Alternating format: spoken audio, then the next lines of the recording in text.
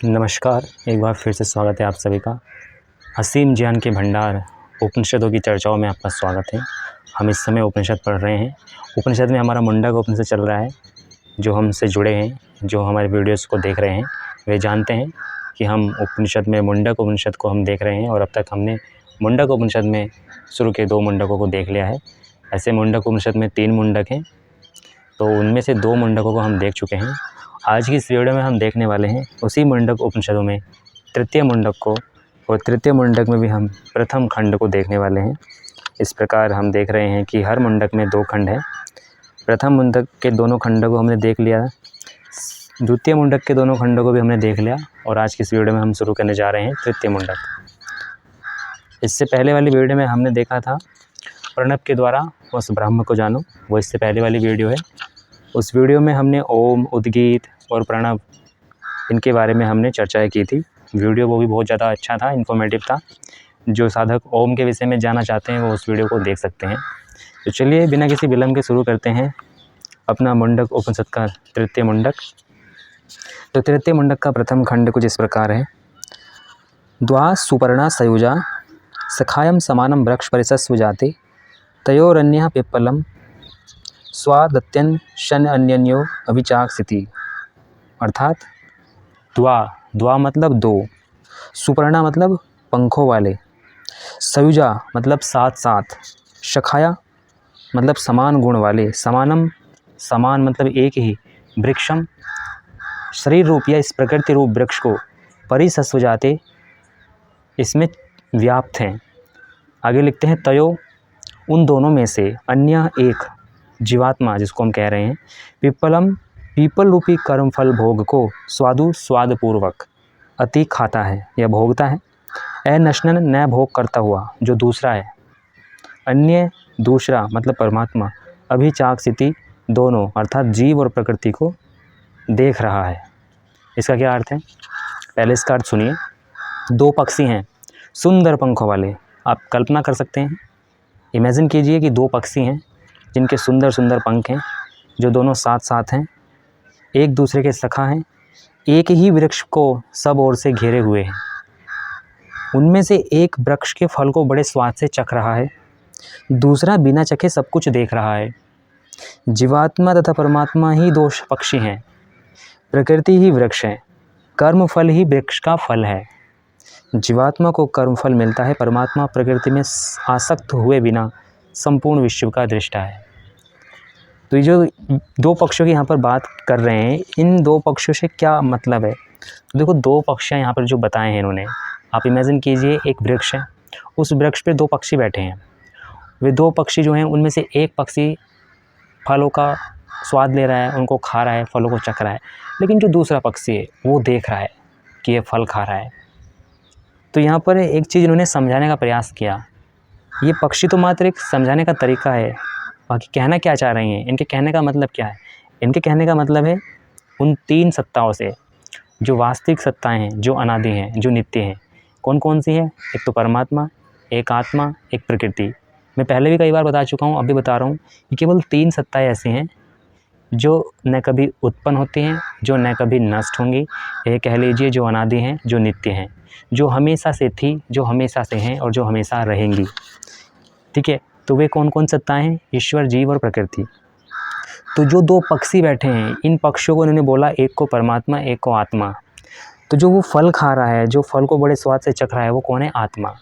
तो यहाँ पर समझने की बात क्या है कि ये जो आत्मा है, ये जो जीवात्मा है, शरीर रूपी जो आत्मा है, ये फल खा रहा है, मतलब ये इस संसार के भोगों को भोग रहा है, इस संसार के भोगों को ये बड़े ही स्वाद से चख रहा है, इनमें ये उलझा हुआ है। और दूसरा पक्षी जो है, जो परमात्मा है, वो देख रहा है इसको, वो इसको देख रहा है। तीसरा कौन है? प्रकृति। प्रकृति मतलब वृक्ष, जिस पे ये दोनों पक्षी हैं। तो इस प्रकृति में परमात्मा आत्मा दोनों हैं, दोनों इसमें हैं, लेकिन समझने की बात यह है कि जो आत्मा है, जो हम लोग हैं, हम इस प्रकृति को भोग रहे हैं, और वो इस प्रकृति को बिना भोगे हम लोगों को और प्रकृति को, दोनों को हमको देख रहा है। कौन? वह परमात्मा। तो ये कह रहे हैं संसार वृक्ष के 2 पक्षी, एक दृष्टा अर्थात परमात्मा देखने वाला, और एक भोक्ता अर्थात भोगने वाला, अर्थात इन विषयों में उलझने वाला। कौन? वो हमें, हम आत्माएं। तो ये इसका अर्थ है, ठीक है। इसका ये चित्र इन्होंने देख रखा है, मैं आपको यहाँ पे दिखा दूंगा। ये चित्र आप देख लीजिए। ये दो पक्षी बैठे हैं एक डाल पे, एक वृक्ष पे। इनमें से जो ये निचला वाला पक्षी है ये फल को खा रहा है बड़े ध्यान से, और जो ये ऊपर बैठा है ये इसको देख रहा है। तो ये जो ऊपर बैठा है ये पक्षी किसको संदर्भित कर रहा है? ये परमात्मा को। जिस तरह परमात्मा इस सृष्टि में, इस प्रकृति में रहते हुए भी वो देख रहा है सब कुछ, इस आत्मा को भी देख रहा है, इस प्रकृति को भी देख रहा है। और ये जो पक्षी दूसरा है जो ये फलों को खा रहा है, ये इस फलों में उलझा हुआ है, इसके स्वाद को चख रहा है। मतलब क्या कि हम जो आत्मा हैं, हम इस सांसारिक भोगों को भोग रहे हैं, इनको चख रहे हैं, इनको खा रहे हैं। तो इस डायग्राम से हम ये समझ सकते हैं बहुत अच्छे से। तो देखो ये पहला श्लोक था, आइए देखते हैं दूसरा श्लोक क्या कहता है। समाने वृक्षे पुरुषम निमग्नम अनीशया सोचति मुह्यमानः जुष्टम यदा पश्यति अन्यम ईशम अस्य महिमानम इति वीतशोकः। इसका अर्थ है समान वृक्षे पुरुष, मतलब एक ही, समाने एक ही, वृक्षे शरीरो वृक्ष में, पुरुष शरीरधारी जीवात्मा। यहाँ पर पुरुष से जीवात्मा को लिया गया है, आत्मा को लिया गया है। निमग्न लीन है, डूबा हुआ है, फंसा हुआ है। अनिशया भोग तृप्ति में, सोचती शोकाकुल हो जाता है। मुह्यमान मोह से, मोह में पड़ा, अज्ञान में पड़ा। जुष्टम, जुष्टम का मतलब है शांतिपूर्वक या भक्तों से सेवित। यदा जब पश्यति देखता है, अन्यम दूसरे को, मतलब अपने सखा को, ईशम समर्थ स्वतंत्र परमात्मा को, अस्य इसकी, महिमानम महिमा को, इति तब वीत शोक शोक रहित हो जाता है। अर्थात कि प्रकृति रूपी वृक्ष दोनों के लिए समान ही है। मतलब किसके लिए? दृष्टा के लिए भी और भोक्ता के लिए भी। दृष्टा मतलब कौन? देखने वाला, वो परमात्मा। भोक्ता मतलब हम जीवात्मा। ये तो दोनों के लिए समान ही है। परंतु जीवात्मा तो उसके फल को देखकर बेबस हो जाता है, मतलब उसमें उलझ जाता है, सामर्थ्यहीन हो जाता है, उसी के खाने में निमग्न हो जाता है, उसी में इंडल्ज हो जाता है और पीछे अपनी मूर्खता पर पछताने लगता है। मतलब क्या कि ये जो जीवात्मा है, ये जो आत्मा है, ये इन फलों के चक्कर में आके, इन विषयों के चक्कर में आकर, इस माया के चक्कर में आके इनमें निमग्न हो जाता है, इनको भोगने में, और फिर अपनी मूर्खता पर बाद में पछताता है। तो ये तो थी आत्मा की हालत। और परमात्मा क्या है? परमात्मा प्रकृति रूपी वृक्ष के फल को नहीं खाता, देखता ज़रूर है, देखता है वो प्रकृति को भी और इस प्रकृति का भोग करने वाले आत्मा को भी देखता ज़रूर है, लेकिन प्रकृति रूपी वृक्ष को वो नहीं खाता और फिर भी भोक्ता बना हुआ है। संपूर्ण प्रकृति उसी की उपासना में लीन है। जीवात्मा जब परमात्मा की इस महिमा को देख लेता है तब शोक करना, पछताना छोड़ देता है। तो जीवात्मा जब परमात्मा की महिमा को देख लेता है ना, तब वो शोक नहीं करता, तब वो पछताता नहीं, तब वो दुखी नहीं होता। और यही रास्ता है दुखों से बचने का। जब तक हम इस संसार के भोगों में उलझे रहेंगे, जैसे ये पक्षी इन फलों में उलझाया, इनके स्वाद को चख रहा है, इनमें मज़े ले रहा है, उसी तरह जब तक हम इस संसार में मज़े लेते रहेंगे, इनके भोगों में उलझे रहेंगे, तब तक हम वास्तविक ज्ञान को कभी प्राप्त नहीं कर पाएंगे। तत्व ज्ञान को तब तक हम प्राप्त नहीं कर पाएंगे। वो तभी संभव होगा जब हम इन विषयों से ऊपर उठेंगे। समझ रहे हो? देखिए तीसरा श्लोक क्या कहता है।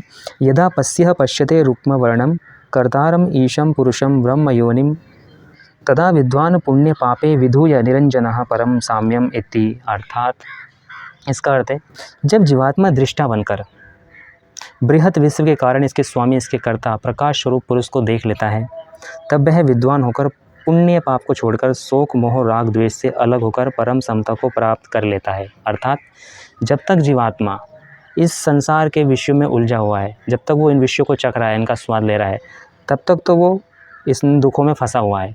लेकिन जहाँ उसने इनको छोड़ के उसको देख लिया, उस परमात्मा को, तो वो फिर इन सबको छोड़कर शोक मोह राग द्वेष से अलग होकर परम समता को प्राप्त कर लेता है। ठीक उसी प्रकार जैसे ये पक्षी दो बैठे हैं, ये जो दूसरा पक्षी फलों को खा रहा है, जब तक ये इन फलों को खा रहा है तब तक इसका सारा ध्यान सब कुछ इसमें है, इसको ये दूसरा पक्षी दिखाई नहीं दे रहा, ये इसमें लगा हुआ है। लेकिन जहाँ ये इसके स्वाद से, इन फलों के स्वाद से, इनके रसों से ये मुक्त हुआ, तब ये दूसरे पक्षी को देख लेगा। तो कहने का तात्पर्य ये है कि जब तक ये आत्मा जो है, ये शरीर जो है, हम मनुष्य जो हैं, ये जीव जंतु जो हैं, जब तक ये संसार में उलझे हुए हैं, इन विषय भोगों में उलझे हुए हैं, तब तक ये उस परमात्मा को नहीं देख सकते। लेकिन जहाँ इन्होंने इन विषयों से अलगाव करा, इन विषयों से हटे, तब इन्हें वो परम सत्ता का आभास होगा। ये इसका अर्थ है। तो आइए देखते हैं चौथा श्लोक क्या कहता है। प्राण ही एषा यह सर्वभूते विभाति, मतलब प्राण मतलब जीवनदाता ही यह है जो सर्वभूते सब भूतों के द्वारा विभातित प्रकाशित हो रहा है। विजानान जानने वाला, विद्वान धीर ज्ञानी भवते होता है। न नहीं अतिवादी बहुत बोलने वाला। अर्थात आगे लिखते हैं, आत्म क्रीड़ा मतलब अपने आत्मा में ही बहलाव करने वाला, मतलब अपने आत्मा में ही मग्न रहने वाला, जिसको हम अंतर्मुखी कह देते हैं। आत्मरति मतलब अपने आत्म स्वरूप में रमने वाला, जो खुद के स्वरूप में ही रमा रहता है। क्रियावान मतलब कर्म करने में हमेशा तत्पर रहने वाला। एष यह ज्ञानी ही ब्रह्म विदाम ब्रह्म ज्ञान में वरिष्ठम सर्वोत्कृष्ट है। इसका अर्थ क्या है कि विद्वान पुरुष यह जान लेता है कि सृष्टि में जो पंच महाभूतों की आवाज़ छिटक रही है, यही वास्तव में उस ब्रह्म की उत्पन्न हुई प्राण शक्ति की अटखेलियाँ कर रही हैं। जो विद्वान पुरुष है वो इस बात को जान जाता है। किस बात को जान जाता है? कि जो सृष्टि है इसमें जो पंच महाभूतों की आवाज़ छिटक रही है, यह वास्तव में उस ब्रह्म की उत्पन्न की हुई प्राण शक्ति ही अटखेलियाँ कर रही हैं। तो तब वह यह सोचकर वह अधिक नहीं बोलता। उसकी क्रीड़ा का क्षेत्र प्रकृति नहीं रहती, आत्मा हो जाती है। कब? जब वह ये सब कुछ जान लेता है, जब वह तत्व ज्ञान को जानने लगता है, जब वह इस सांसारिक माया से ऊपर उठ जाता है, इन विषयों में जब वह नहीं उलझता, तब वह इस बात को जान जाता है कि ये जो कुछ भी संसार में जो कुछ भी दिखाई दे रहा है, जो कुछ भी आवाज़ छिटक रही है, ये वास्तव में उस परम ब्रह्म की सत्ता ही है, सब उसकी अटखेलियाँ ही हैं। और यह सोचकर वह अधिक नहीं बोलता, वह फिर शांत चित्त हो जाता है। उसकी क्रीड़ा का क्षेत्र प्रकृति नहीं रहती, आत्मा हो जाता है। वह आत्मक्रीड़ हो जाता है। उसकी रति प्रकृति में नहीं, आत्मा में, वह आत्मरति हो जाता है, मतलब आत्मा में रमण करने वाला हो जाता है। मतलब क्या? कि बाहरी सांसारिक विषयों से वो अपने आप को हटा लेता है। अभी क्या स्थिति है हम लोगों की? अभी हमारी ये स्थिति है कि हम इन बाहरी सांसारिक विषयों में उलझे हुए हैं। अंदर की तरफ, भीतर की तरफ तो हमारी गति नहीं हो रही, बट अभी तो बाहर की तरफ ही हम भागे जा रहे हैं। बाहर की तरफ, इन विषयों की तरफ, इंद्रियों के विषयों की तरफ, इंद्रियों के विषयों को तृप्त करने की तरफ हम भागे जा रहे हैं, उसमें हम लगे हुए हैं। लेकिन जो विद्वान पुरुष है वो इस बात को जान लेता है कि ये सब बेकार है, इनमें कुछ नहीं है, जो कुछ भी है भीतर की ओर है।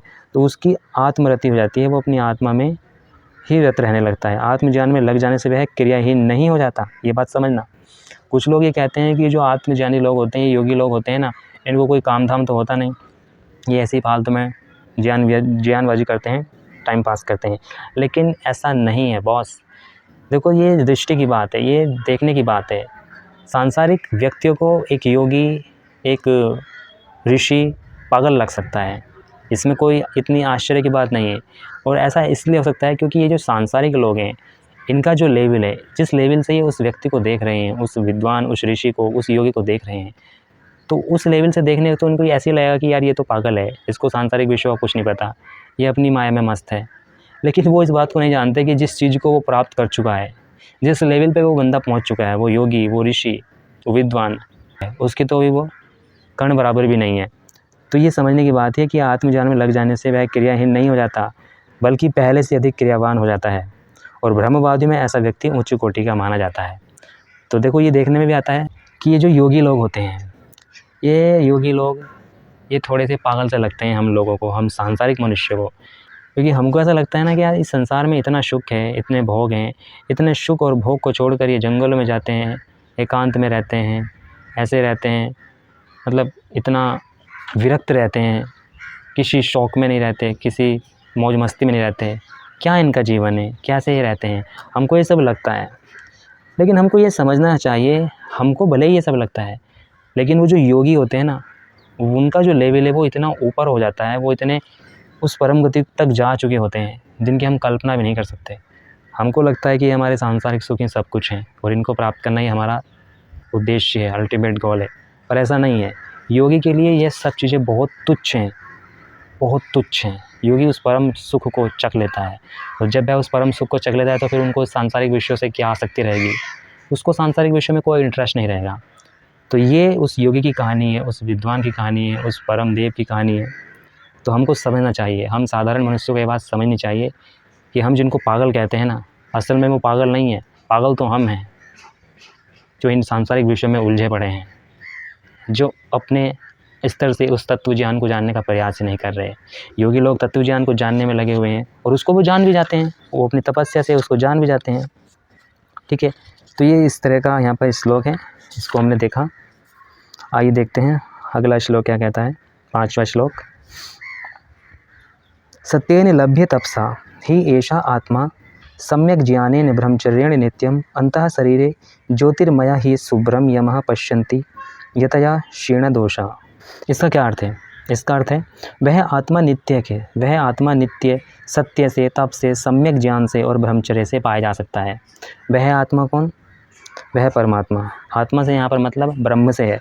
तो वह ब्रह्म नित्य सत्य से, तप से, सम्यक ज्ञान से मतलब सही ज्ञान से और ब्रह्मचर्य से पाया जा सकता है। देखो ब्रह्मचर्य का कितना योगदान है। आजकल हम ब्रह्मचर्य का बिल्कुल पालन नहीं कर रहे। ब्रह्मचर्य नाश आजकल कितनी बड़ी उसमें हो रहा है। आज का युवा, आज का यूथ ब्रह्मचर्य नाश से पीड़ित है। वो चाहता है कि उसका ब्रह्मचर्य नाश ना हो, लेकिन उसका समाज, उसकी सोसाइटी कुछ इस तरह की हो गई है कि वो चाहकर भी ब्रह्मचर्य पालन नहीं कर पा रहा है।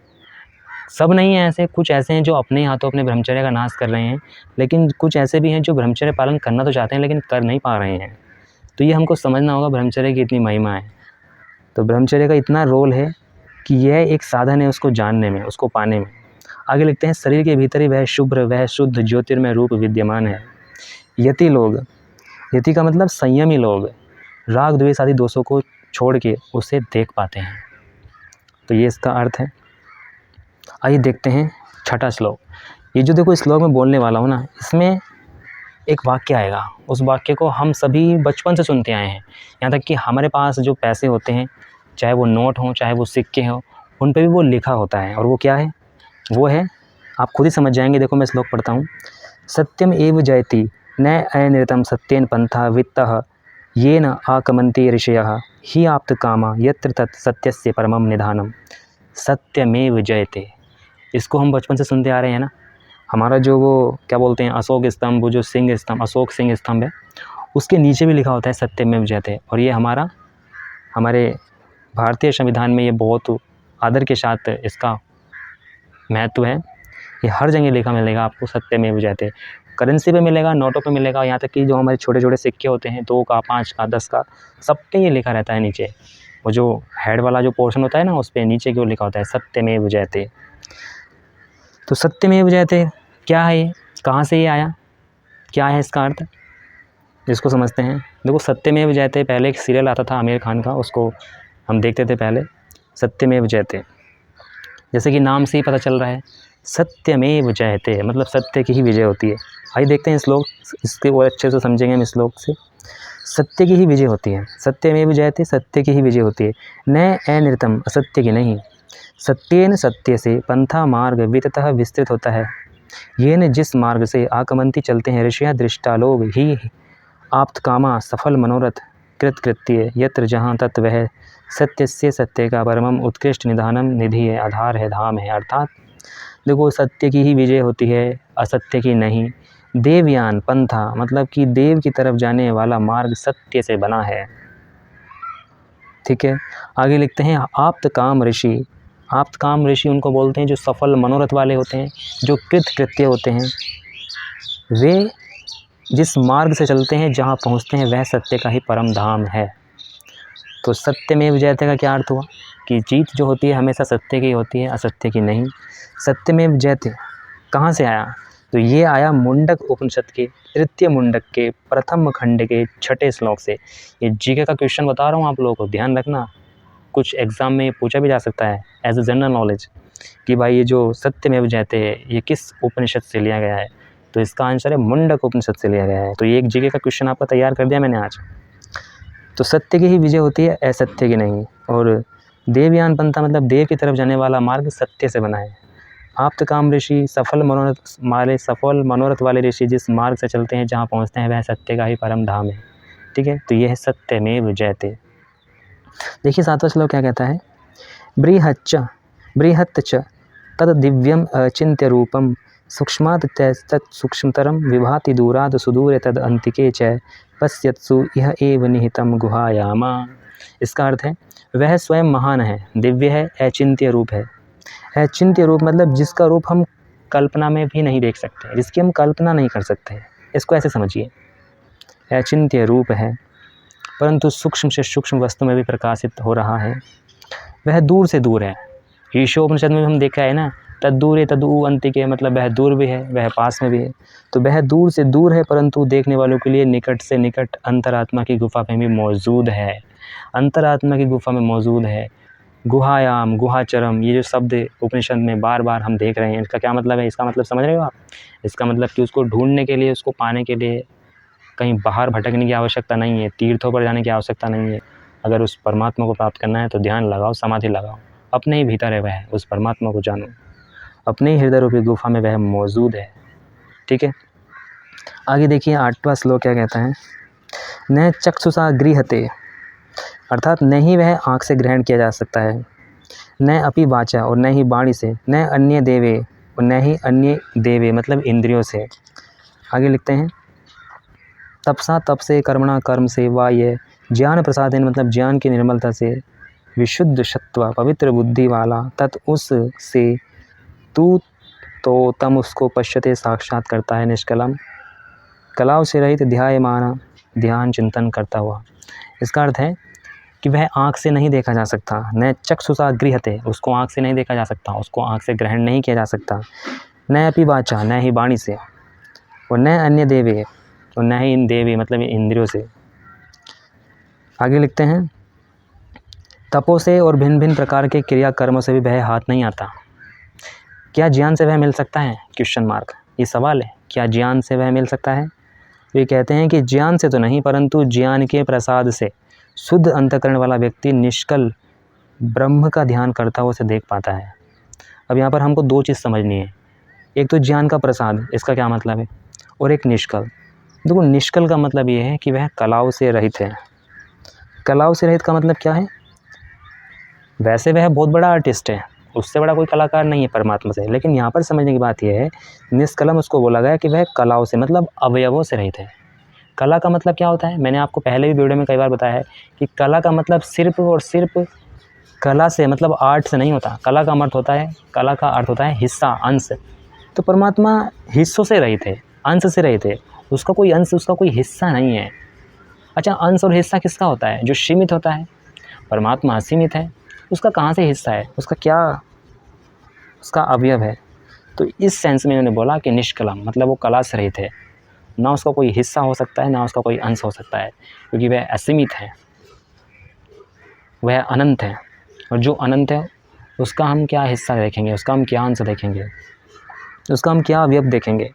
तो इस सेंस में हमको समझना है। ठीक है, अब यहाँ पर जो दूसरी बात है कि ज्ञान प्रसादेन मतलब ज्ञान के प्रसाद, तो देखो ज्ञान और ज्ञान के प्रसाद में क्या भेद है ये हमको समझना है। जो ज्ञान है, जो नॉलेज है, ये मनुष्य को मार्ग दिखलाता है, एक मार्ग नहीं अनेक मार्ग दिखलाता है, बहुत सारे ऑप्शन हमारे सामने रख देता है।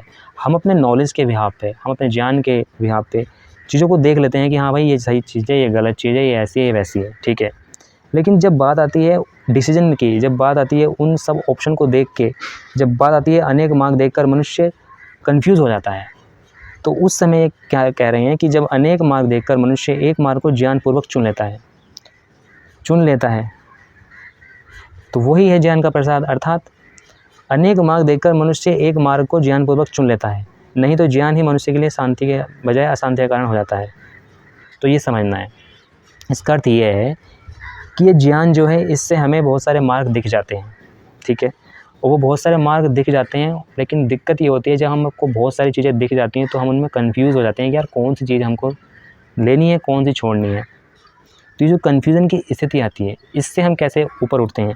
तो इससे ऊपर उठते हैं ज्ञान के प्रसाद से, या ये कह दीजिए कि ज्ञान रूपी विवेक से।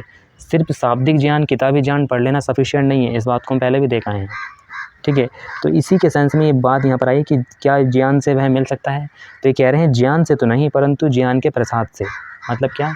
ज्ञान के प्रसाद से मतलब ज्ञान रूपी विवेक से वह ज़रूर मिल सकता है। और वो भी कब? जब शुद्ध अंतःकरण वाला व्यक्ति निष्कल ब्रह्म का ध्यान करता है तब। ज्ञान सहायक है, विवेक रूपी ज्ञान सहायक है। शाब्दिक ज्ञान, सिर्फ और सिर्फ शाब्दिक ज्ञान, शब्दों का ज्ञान, किताबों का ज्ञान, ये उसमें सहायक नहीं है। ये जो ज्ञान है शाब्दिक ज्ञान, जब ये व्यवहार में आएगा, जब ये प्रयोग में आएगा, जब ये विवेक का रूप ले लेगा, तब वो सहायक हो सकता है उसको जानने में। तो ये हमको समझना है। आगे लिखते हैं कि ज्ञान प्रसाद से निष्कल ब्रह्म दिख जाता है। ब्रह्म को निष्कल कहा है। देखो फिर यही बात इन्होंने खुद ही बताई। कला का अर्थ है भाग या हिस्सा। चंद्र की कलाएँ होती हैं, उसके भाग होते हैं। भाग या हिस्सा उसी वस्तु का होता है जो सीमित हो, परिमित हो, ब्रह्म सीमित नहीं, परिमित नहीं, इसलिए उसकी कला भी नहीं, वह निष्कल है। ठीक है, ये इसका अर्थ है। आइए देखते हैं 9वां श्लोक क्या कहता है। एषः अणु आत्मा चेतसा वेदितव्यः यस्मिन् प्राण पंचधा संविवेशः प्राणे चित्तम सर्वम ओतम प्रजानाम यस्मिन् विशुद्धे विभवति एष आत्मा। अर्थात आत्मा स्थूल नहीं, अणु है। ये जो आत्मा है ये स्थूल नहीं है। स्थूल का मतलब आप समझते हो। स्थूल का मतलब आप समझिए एक मोटा सा कोई पदार्थ है, मोटा, जिसको हम हाथ में ले सकते हैं। जैसे कि ये जो उपनिषद में पढ़ रहा हूँ ये स्थूल है, मैंने हाथ में ले रखी है। ये फ़ोन स्थूल है जिसके थ्रू आप मेरे को देख रहे हैं, और मैं इस शरीर को लिए बैठा हूँ, ये शरीर स्थूल है। तो ये स्थूल नहीं है। कौन? आत्मा। आत्मा स्थूल नहीं है, आत्मा अणु है, सूक्ष्म है। अतः उसका ज्ञान इंद्रियों से नहीं, चित्त से ही हो सकता है। चित्त मतलब चित्त को आप मन कह दीजिए, परंतु कठिनाई यह है कि चित्त में प्राण अपने 5 रूपों को लेकर आ घुसा है। चित्त में ये प्राण अपने 5 रूपों को लेकर, ये 5 रूप प्राण को हम देख आए हैं, इनको लेकर आ घुसा है, और चित्त को आत्मा की तरफ जाने ही नहीं देता। मतलब क्या? ये जो प्राण है ये चित्त को आत्मा की तरफ जाने ही नहीं देता, अपनी तरफ इनको लगाए रहता है। जिस शरीर में 5 प्राणों का भोग चल रहा है, ये जो हमारी बॉडी है इसमें 5 प्राणों का भोग चल रहा है, उस शरीर की तरफ खींचता है। प्रभु की संपूर्ण प्रजा का चित्तरूपी मन का प्राणों के धागे में ओत है, अर्थात पिरोया हुआ है। आत्मा की तरफ जाने के बजाय चित्त प्राणों की तरफ, शरीर के भोगों की तरफ चल रहा है, और चित्तरूपी मन के को प्राणों के धागे में से निकलकर आत्मा के धागे में पिरोने की आवश्यकता है। आत्मा के धागे में पिरोए जाने पर चित्त शुद्ध हो जाता है, निर्मल हो जाता है, और प्राणों की तरफ खींचने के स्थान में दर्पण की तरह विशुद्ध हो जाता है। चित्त के विशुद्ध हो जाने पर उसमें आत्मा की आभा दिख पड़ती है। तो कहने का मतलब क्या है? आत्मा स्थूल नहीं है, सूक्ष्म है, ये बात हमको समझ में आई। अतः उसका ज्ञान इंद्रियों से नहीं, चित्त से ही हो सकता है। परंतु प्रॉब्लम ये है कि इस चित्त में ये 5 प्राण आ घुसे हैं, और ये 5 प्राण क्या करते हैं कि ये चित्त को आत्मा की तरफ नहीं जाने देते, बल्कि ये अपनी तरफ, अपनी ओर उसको खींच लेते हैं, उसके ध्यान को अपनी तरफ खींच लेते हैं। जब तक ये चित्त इन 5 प्राण रूपियों की तरफ लगा रहेगा, इन विषयों की तरफ लगा रहेगा, तब तक ये आत्मा की तरफ नहीं जाएगा, और जब तक ये आत्मा की तरफ नहीं जाएगा तब तक ये अपने आत्मस्वरूप को कैसे पहचानेगा? नहीं पहचान पाएगा। इसीलिए कह रहे हैं कि क्या, कि आत्मा की तरफ जाने के बजाय चित्त प्राणों की तरफ, शरीर के भोगों की तरफ चल रहा है। यही तो प्रॉब्लम है। लेकिन चित्त के विशुद्ध हो जाने पर, मतलब क्या, कि जब चित्त इन भोगों की तरफ नहीं जाएगा, जब चित्त अपने आप को इन भोगों से हटा लेता है, तो तब वो आत्मा की तरफ चलने लगता है, और चित्त के विशुद्ध हो जाने पर उसमें आत्मा की आवाज़ दिख पड़ती है। ठीक है, तो ये इसका अर्थ ये कह रहे हैं। देखिए 10वां श्लोक क्या कहता है।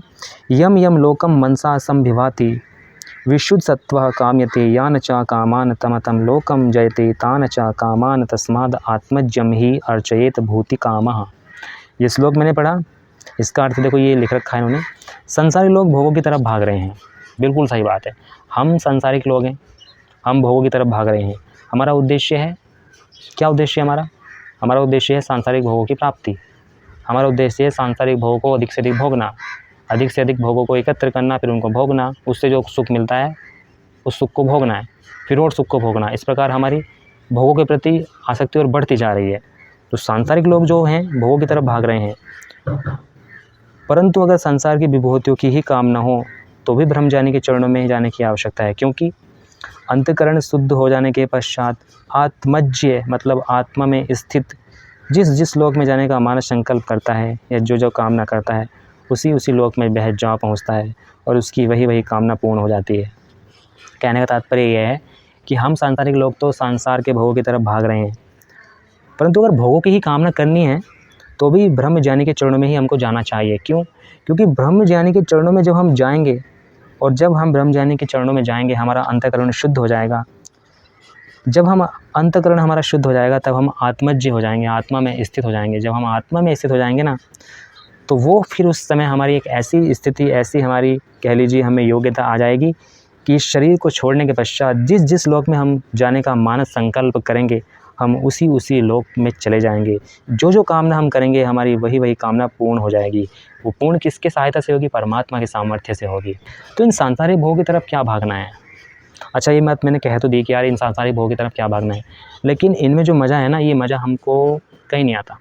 हम चाहकर भी इनसे छूट नहीं पाते।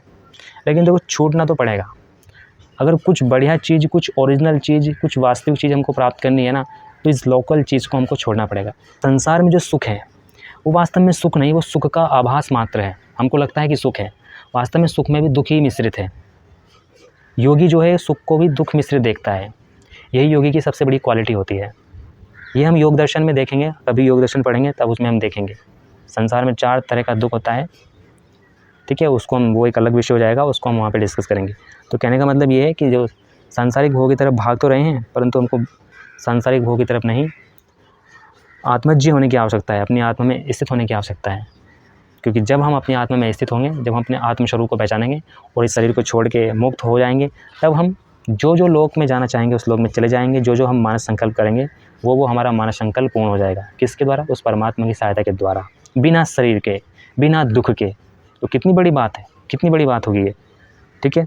तो इसी के साथ आज हमने ये तृतीय मुंडक का प्रथम खंड देखा। बाकी एक खंड और बचा है इसका, द्वितीय खंड, उसको हम देखेंगे आगे आने वाली वीडियो में। भूल चूक होना स्वाभाविक है, मेरे से जो भी भूल चूक इसमें हुई है उनके लिए मैं आपसे क्षमा मांगता हूँ, ठीक है। आप अपनी राय रख सकते हैं कमेंट बॉक्स में, आपको वीडियो कैसा लगा। वीडियो यदि आपको अच्छा लगा हो तो वीडियो को लाइक कर सकते हैं। चैनल पे यदि आप नए हो, ऐसे ही वीडियोज़ को आप देखना चाहते हैं, उपनिषद आप पढ़ना चाहते हैं, तो आप जुड़ सकते हैं सात्विक सत्यम के साथ, सब्सक्राइब कर सकते हैं, ठीक है। मैं मिलूँगा आपसे अगली वीडियो में, तब तक के लिए आप अपना ध्यान रखिए। उस परमात्मा के नाम का जप करते रहिए, ओम नाम का जप करते रहिए। ओम सच्चिदानंद ईश्वराय नमो नमः।